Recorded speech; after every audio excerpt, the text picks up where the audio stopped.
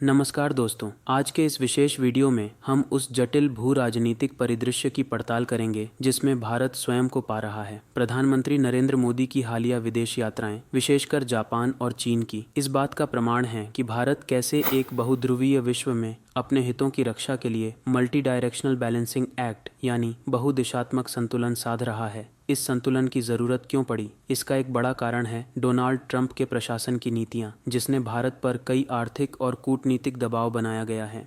आइए समझते हैं कि क्या दिक्कतें आईं और भारत उन्हें कैसे संभाल रहा है। डोनाल्ड ट्रंप जब से राष्ट्रपति बने हैं, उनका ध्यान सिर्फ टैरिफ पर रहा। उनकी नीतियों का सीधा असर भारत पर पड़ा है, जिससे भारत के लिए कई दिक्कतें खड़ी हुई हैं। भारी टैरिफ और आर्थिक दबाव। ट्रंप प्रशासन ने भारत के ऊपर 50% का भारी टैरिफ लगा दिया। यह दुनिया में किसी भी देश पर लगाए गए सबसे ऊंचे टैरिफ में से एक है। इसका मुख्य कारण रूस से रियायती दरों पर तेल खरीदना बताया गया। अमेरिका का मानना था कि भारत ही रूस यूक्रेन युद्ध को फंड कर रहा है, जिसे ट्रंप के तत्कालीन सलाहकार पीटर नवारो ने तो मोदी का युद्ध तक कह दिया था। इन टैरिफ का सीधा असर भारत के निर्यात पर हुआ है। विशेषकर कपड़ा, रत्न और आभूषण जैसे क्षेत्रों में भारतीय निर्यातकों को डर है कि इससे नौकरियों का नुकसान हो सकता है। ट्रंप प्रशासन की ओर से भारत पर लगातार हमला जारी है। भारत को साफ साफ धमकी दी गई कि अगर वह रूसी तेल खरीदना बंद नहीं करेगा तो 50% से ज्यादा टैरिफ का सामना करना पड़ सकता है। और जिस तरह से भारत के ऊपर टिप्पणियां की गईं और जिस तरह से ट्रंप का बातचीत करने का तरीका था, प्रधानमंत्री मोदी ने ट्रंप के कई बार, लगभग 4 बार फोन करने के बावजूद उनसे डील को लेकर बात करने से इनकार कर दिया था। यह भारत की ओर से एक स्पष्ट कूटनीतिक संकेत था कि इन दबावों के कारण भारत को अपनी आर्थिक और कूटनीतिक विकल्पों में विविधता लाने की आवश्यकता महसूस हुई, ताकि यूएस पर उसकी अत्यधिक निर्भरता कम हो सके। इस चुनौतीपूर्ण माहौल में पीएम मोदी एक मल्टी वेक्टर स्ट्रेटेजी, बहु वेक्टर रणनीति अपना रहे हैं, जहां भारत किसी एक पावर ब्लॉक में बंधने या स्वयं को अलग थलग करने के बजाय विभिन्न देशों के साथ अपने संबंधों को मजबूत कर रहा है। उनकी हालिया एशिया यात्रा, जिसमें जापान और चीन शामिल थे, इसी रणनीति का हिस्सा है और पीएम मोदी जापान की यात्रा पर गए हैं। भारत जापान को यूएस पर अपनी अत्यधिक निर्भरता कम करने और आर्थिक स्थिरता प्राप्त करने के एक महत्वपूर्ण माध्यम के रूप में देखता है। जापान ने अगले दशक में भारत में लगभग 10 ट्रिलियन येन, लगभग 68 बिलियन डॉलर का भारी निवेश करने का वादा किया है, जिसमें सुजुकी अकेले 8 बिलियन डॉलर का निवेश करेगा। इससे भारत को पूंजी, प्रौद्योगिकी और विनिर्माण विशेषज्ञता मिलेगी, जो टैरिफ के तनाव के बीच एक बड़ी राहत है।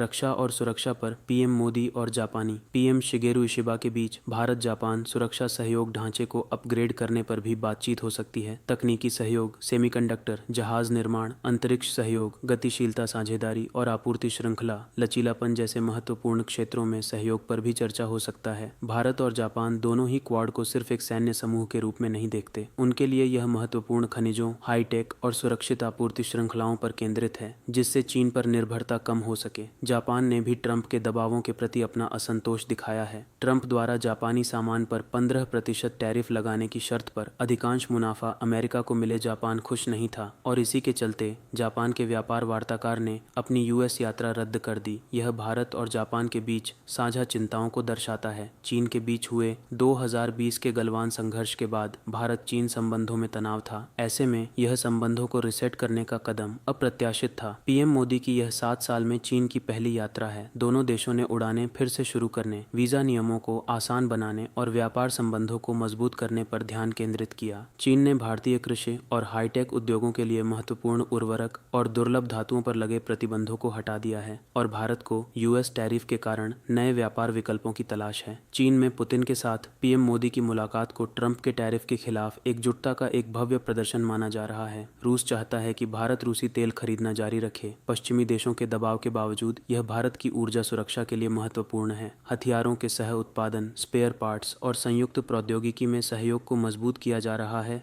रूस भारत को रणनीतिक गहराई प्रदान करता है और पश्चिम और चीन पर अत्यधिक निर्भरता को कम करने में मदद करता है। कुल मिलाकर प्रधानमंत्री मोदी का यह संतुलन साधने का कार्य भारत के हितों को सुरक्षित रखने का एक महत्वपूर्ण प्रयास है। ट्रंप प्रशासन के टैरिफ और दबावों के बावजूद भारत ने जापान से पूंजी और हाईटेक सहायता, चीन से व्यापार राहत और रूस से ऊर्जा व रक्षा सहयोग प्राप्त करके अपनी रणनीतिक स्वायत्तता बनाए रखी है। यह एक बहु वेक्टर रणनीति है, जिसमें भारत किसी एक पक्ष की ओर झुके बिना वैश्विक व्यवस्था में अपनी जगह बना रहा है। यह देखना दिलचस्प होगा कि यह रणनीति भविष्य में कितनी सफल होती है, लेकिन यह स्पष्ट है कि भारत अपने रास्ते खुद बना रहा है। आपको कैसा लगा वीडियो कमेंट करके ज़रूर बताएं। ऐसे और वीडियो चाहिए तो चैनल को सब्सक्राइब ज़रूर कीजिए।